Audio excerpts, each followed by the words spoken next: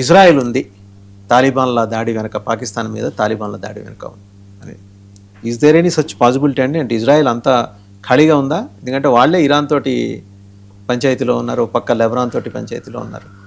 నేను అంటే దీని మీద చాలా మంది పాకిస్తాన్ కి సంబంధించినటువంటి అనలిస్టులు, డిఫెన్స్ లో పనిచేసే వాళ్ళు అండ్ నజాం సేథీ లాంటి జర్నలిస్టులు, సీనియర్ జర్నలిస్టులు వాళ్ళు, అట్లాంటి వాళ్ళందరూ కూడా ఈ విషయాన్నే ప్రస్తావిస్తున్నారు. దీని మీద యురేషియన్ టైమ్స్ లో ఒక ఓపెడ్ కూడా వచ్చింది, ఒపీనియన్ పీస్. దాంట్లో వచ్చింది ఏంటంటే, Indian cash, Israeli technology and Afghan fighters, Pakistan blames troika alliance for its security crisis. Indian cash, Israeli technology and Afghan fighters. Okay, troika అని అంటున్నారు మేడం. 3 దేశాలు కలిసి ఇప్పుడు పాకిస్తాన్ మీద యుద్ధం చేస్తున్నాయి అనేది పాకిస్తాన్ లో నెలకొన్న నెరేటివ్.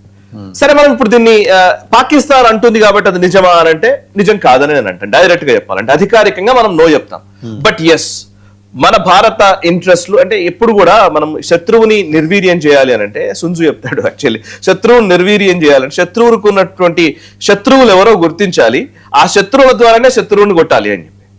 శత్రువు ద్వారా శత్రువుని కొట్టాలి, ఆబ్వియస్లీ స్నేహం పెంచుకోవాలి. ఇంతకు ముందు ఏం చేసేవాళ్ళం అంటే, మనం చాలా మోరల్ గ్రౌండ్స్ ఉండేటి అండి మనకి.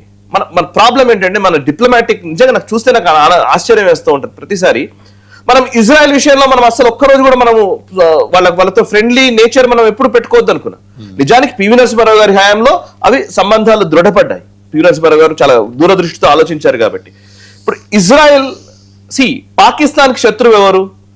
భారత్ ఎలాగ శత్రువు, ఇజ్రాయెల్ కూడా అంతే శత్రువు.